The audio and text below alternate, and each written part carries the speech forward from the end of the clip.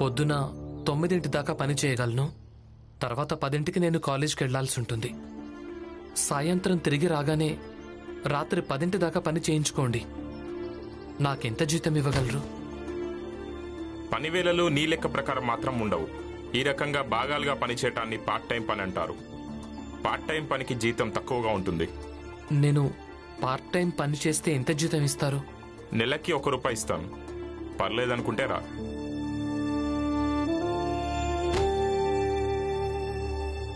ఇలా అయితే నేను 1 సంవత్సరం పని చేస్తూ ఉన్నా కూడా అయినా అక్క గొలుసు కావలసిన డబ్బు కూడబెట్టలేను.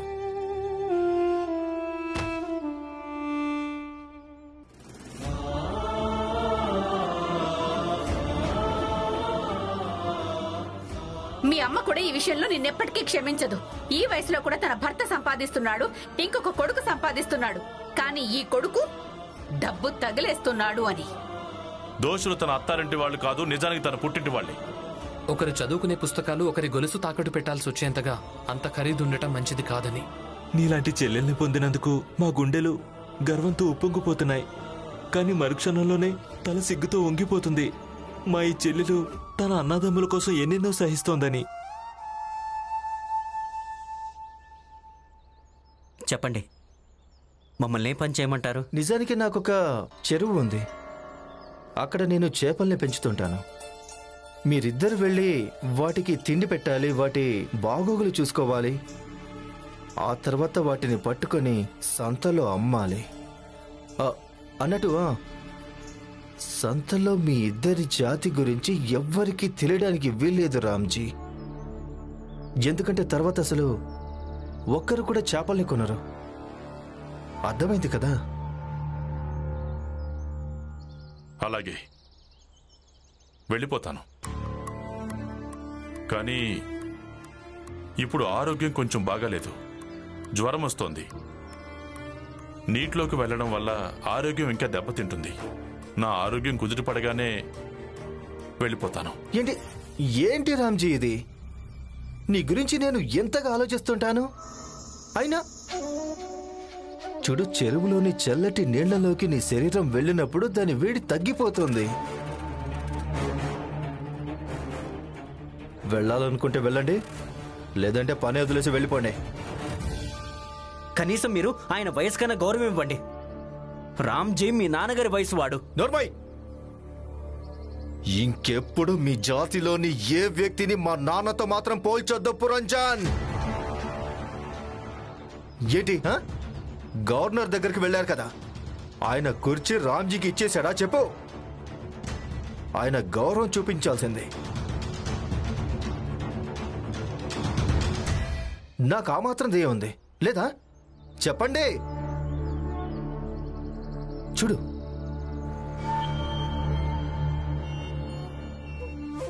అంత దయ ఉన్నవాణ్ణి. అందుకే నేను నిర్ణయించుకున్నాను, చెరువులో పని చేసినందుకు మీ ఇద్దరికీ ఎక్కువ డబ్బులు ఇవ్వాలని.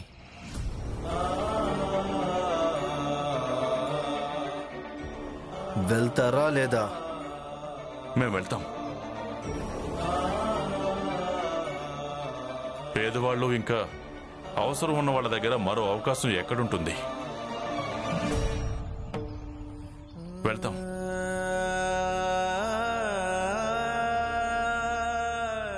భీమ్, వాస్తవం ఏమిటంటే నా పుస్తకాలను అమ్మి నువ్వు మంజుల గొలుసుని విడిపించలేవు. ఇక ప్రస్తుతం నా దగ్గర అంత డబ్బు లేదు. మరి నేను నీకు సహాయం చేయటానికి. ఏం పర్వాలేదు గురువుగారు. మీరు నాకెంత సహాయం చేశారో అదే నా దృష్టిలో చాలా ఎక్కువ. నేను ఇంకేదైనా ఆలోచిస్తానులేండి. భీమ్, నువ్వెలాంటి నిర్ణయం తీసుకున్నా నీకు నేను తోడుగా ఉంటాను.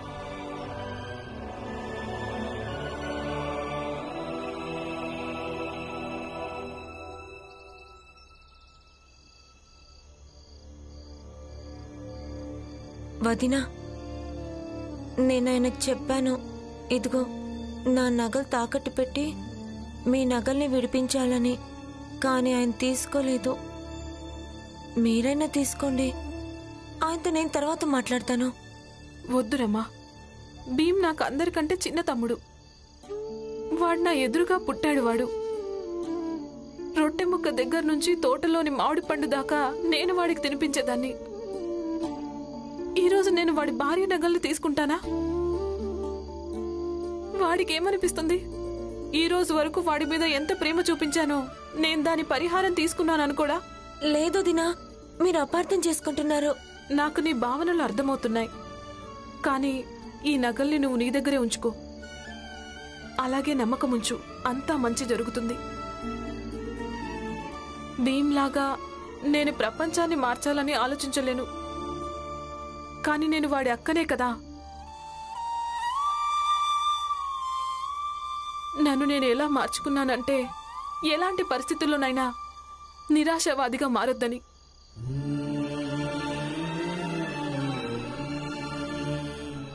భీమ్, నువ్వు వచ్చేసావా? నీకు తియ్యటి రొట్టెలంటే చాలా ఇష్టం కదా, నీకోసం నేను చేస్తున్నాను. త్వరగా రా భీమ్.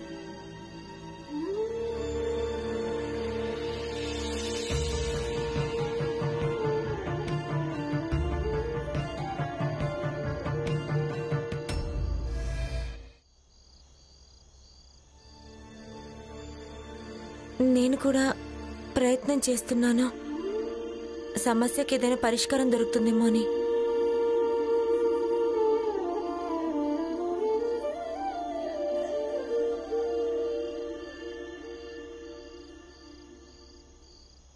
నేను పరిష్కారం వెతికాను రమా. ఏం పరిష్కారం? నేను ఉద్యోగం చేస్తాను.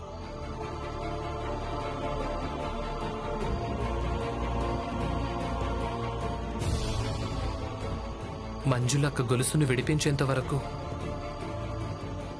అంతవరకు నేను మళ్ళీ కాలేజ్కి వెళ్ళి చదువుకోను. ఏంటి అసలు మీరేమంటున్నారు? మీరు చదువుకోనంటున్నారా? చదువుకోను, ఉద్యోగం చేయడమే ముఖ్యమనిపిస్తోంది. ఈరోజు గురువుగారు కూడా కాలేజీలో ఇదే చెప్పారు. క్రికెట్ లాగా అంటే అది ఒక ఆట, దానిలాగే వ్యక్తి జీవితంలో తనే పోటీదారుడవుతాడు, అలాగే తనే ప్రత్యర్థవుతూ ఉంటాడు. తర్వాత రన్లు చేయటం, వికెట్లు కాపాడుకోవడం, కఠిన పరిస్థితుల్ని అవుట్ చేయటం, ఇవన్నీ తనే చేయాల్సి ఉంటుంది. నేను కూడా కేవలం నా బాధ్యత నిర్వర్తిస్తున్నాను రమా. నేను కొన్ని రోజుల పాటు చదువు మానేసి ఉద్యోగం చేయాలని నిర్ణయించుకున్నాను.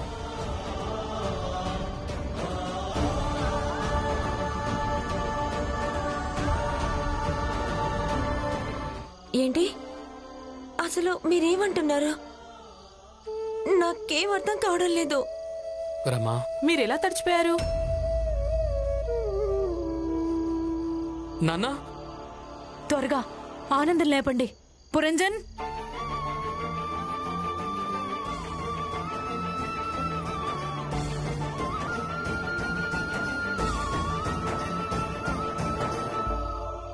అసలు ఏం జరిగింది? బాబా, ఏమైందో చెప్పండి. మేము తడిసిపోయాం బాబు. కానీ బయట వర్షం కూడా పట్టం లేదు, మీరిద్దరు ఎలా తడిచిపోయారు అసలు? ఇదంతా ఆ నరోత్తమ్ జోషి వల్లే జరిగింది. తనే మమ్మల్ని ఆ కర్మాగారంలోంచి తీసేశాడు. తనేమన్నాడంటే మీరిద్దరూ ఇక్కడ పనిచేయటం లేదు అన్నాడు. తను మమ్మల్ని తన చెరువు దగ్గరికి పంపించాడు. అందులో మేము చేపలు పట్టి సంతలో అమ్మాలంట. అలాగే మన జాతి గురించి ఎవరికి చెప్పొద్దన్నాడు. మావయ్య, మీ ఆరోగ్యం అస్సలు బాలేదు. మరి మీరెందుకు నీటిలో పనిచేయడానికి వెళ్లారు? ఈయన మాత్రం ఏం చేస్తాడు? కూతురు పుట్టింటికొచ్చేసింది, ఇక పాపం ఈయన తలరాతే బాగోలేదు కదా. ఎదిగిన కొడుకులున్నారు ఇంట్లో, కానీ ఈ వయసులో కూడా ఈయన చేపలు పట్టడానికి వెళ్లాల్సి వస్తోంది. నోరు మూసుకో జీజాబాయ్.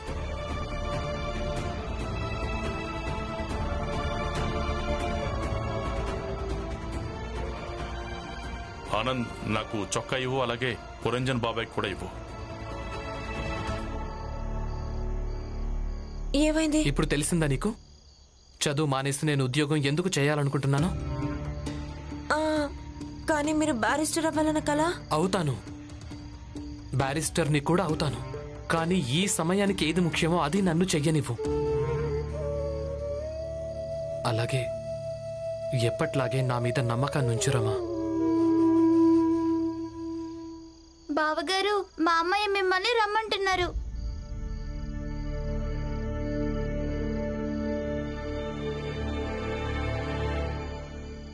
ఏమైంది నాన్న? బాబు భీమ్, ఈ రోజు నువ్వు కాలేజీ నుంచి త్వరగా వెళ్ళిపోయావట? అవును. ఎందుకు? పని వెతుక్కోవడం కోసం.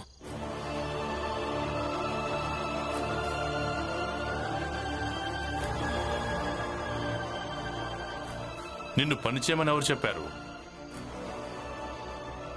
మీ నాన్న ఇంకా బతికే ఉన్నాడు, మీ అన్నయ్య ఇంకా బతికే ఉన్నాడు, పురంజన్ ఇంకా బతికే ఉన్నాడు. మేమందరం కలిసి సంపాదిస్తాం. నువ్వు పనిచేయాల్సిన అవసరం ఏమీ లేదు. అవును భీమ్, నువ్వు ఇలాంటివి ఆలోచించడం వల్ల ఏం ప్రయోజనం? మేమంతా లేమా? డబ్బు గురించి నువ్వెందుకు బెంగపడుతున్నావు? ఎందుకంటే నన్ను నేను మీ అందరిలో కలుపుకోవాలనుకుంటున్నాను.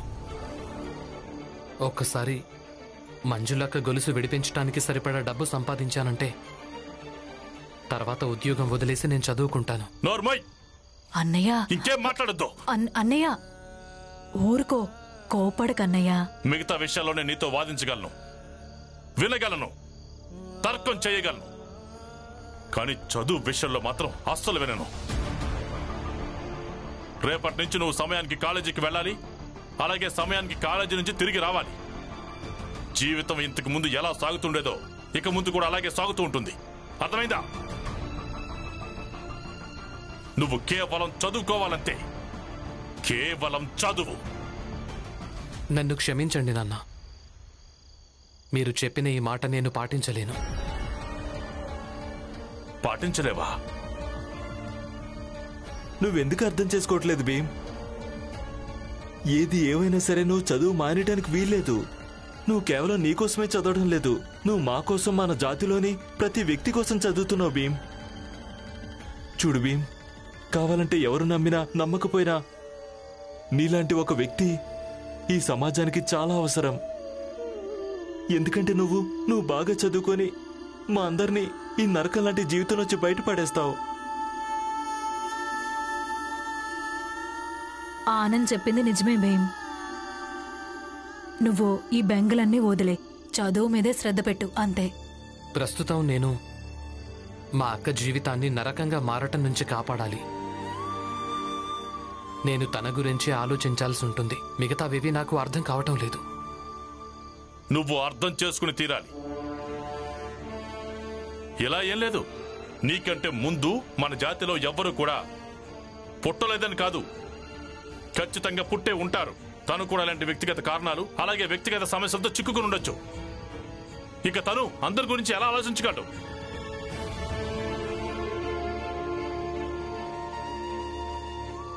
చూడు బాబు, మనందరం శతాబ్దాల నుంచి ఇలా అంధకారంలో ఉంటూ వచ్చాం. కానీ నాకిష్టం లేదు ఇక ముందు కూడా మనందరం ఇలాగే ఉండాలని. ఈ బాధ్యతను నువ్వు ఎత్తుకోవాల్సి ఉంటుంది, మొత్తం మన జాతి బాధ్యతని. అందుకే ఇంటి సమస్యల్ని మేము చూసుకుంటాం, వాటి గురించి నువ్వు బెంగపడకు. నువ్వు కేవలం చదువుకోవాలంతే, కేవలం చదువు అంతే. లేదు నాన్న, నా అక్కయ్య వర్తమానం చెడిపోతోంది ఇక్కడ. తన గురించి నేను ఆలోచించాల్సి ఉంటుంది. ఒకవేళ ఇది వ్యక్తిగత విషయమైతే మంజులక్క కూడా సమాజంలో ఒక భాగమే కదా. సమాజం ఏమంటుంది? తన అక్కయ్యకే ఏం చెయ్యలేని వాడు సమాజానికి ఏం చేస్తాడు అంటుంది.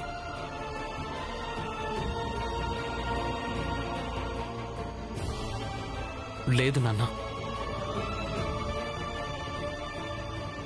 మీరు చెప్పిన ఈ మాటను నేను పాటించలేను.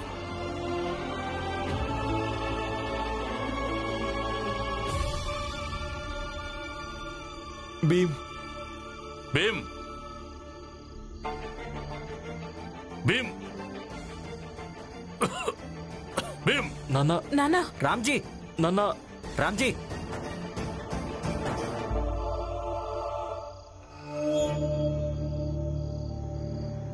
ఇప్పుడు బాణం సరైన లక్ష్యాన్ని తాకింది.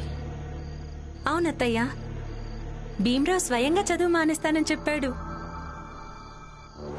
ఒకవేళ భీమ్రావే చెప్పాడంటే దానికి ఖచ్చితంగా ఏదో ఒక అర్థం ఉంటుంది. కానీ నా భర్త అలాగే మామయ్య భీమ్రావ్ని భగవంతుడు అనుకుంటున్నారు. అతన్ని వాళ్ళు మనిషిని కాదు, అవతారం అనుకుంటున్నారు. వాళ్ళనేం చేద్దాం అత్తయ్యా? అవతారం ఇప్పుడు మనిషిలా మారాల్సి ఉంటుంది.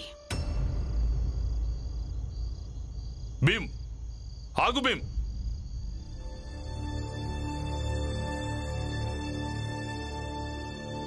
అంటే దీని అర్థం ఏంటి?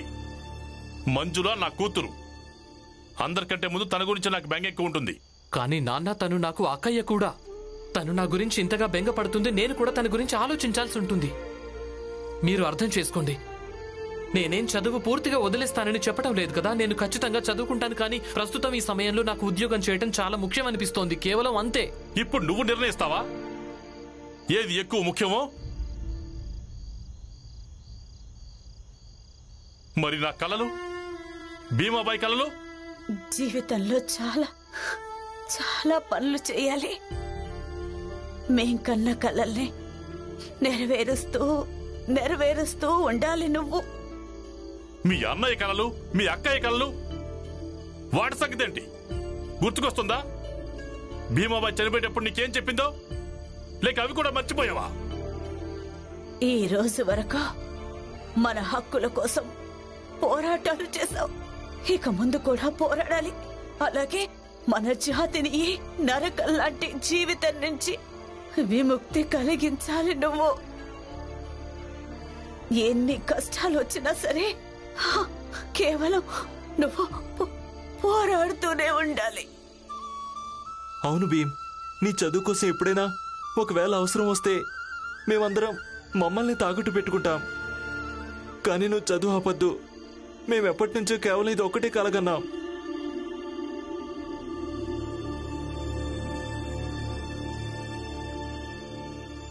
అవును భీమ్, నా ఒక్క గొలుసు కంటే ఈ కళల మూల్యం చాలా ఎక్కువ. అందుకే ఇలాంటి మాటలు మాట్లాడకు. మంజుల అక్క, మీరు కేవలం ఒక అక్క దృష్టితోనే చూస్తున్నారు. ఒక తమ్ముడిలా చూడండి. నేనేం చేస్తున్నానో అది మీకు సరైంది అనిపిస్తుంది. సరైంది అనిపించదు, ఏమాత్రం అనిపించదు. కావాలంటే ఎటు నుంచైనా చూసుకో, ఎవరినైనా మారి చూసుకో. నువ్వు ఎప్పుడైతే పుట్టావో ఆ క్షణమే ఒకటే నిర్ణయించుకున్నాం. నువ్వు చదవాలి, కేవలం చదవాలంతే. మిగతావేవి పట్టించుకోవడానికి వీలు లేదంతే. ఇక మిగిలిన విషయాలు, నాకొచ్చిన జబ్బు, మీ అక్క కొలుసు, ఇంటి పరిస్థితులు, అలాగే ఈ బతుకుదెరులోని సమస్యలు, ఇవి వచ్చి పోతూనే ఉంటాయి. ఏవైనా అర్థమవుతోందా?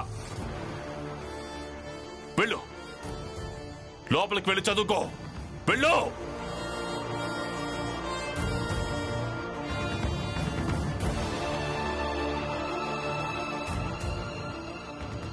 లేదు నాన్న, ఇప్పుడు నేను పని చెయ్యడం చాలా అవసరం. నీకు నచ్చింది చేస్తానంటే కుదరదు. ఈ ఇంటి పెద్దను నేను. ఈ ఇంట్లో నేనేది కోరుకుంటానో అదే జరగాలి. వెళ్ళు, లోపలికి వెళ్ళు.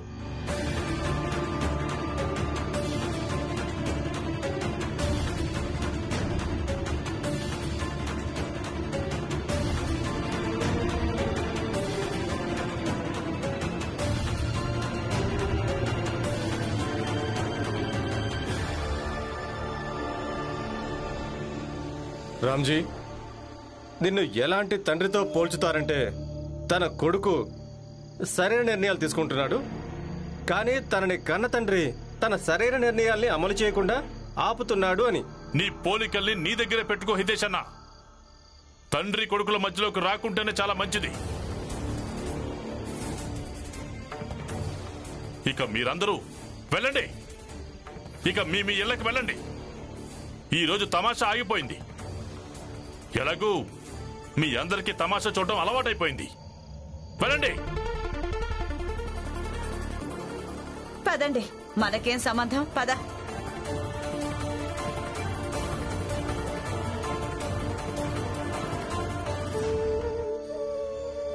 అన్నయ్య, మీకు ఆరోగ్యం బాగోలేదైనా మీరెంతగా అరుస్తున్నారేంటి?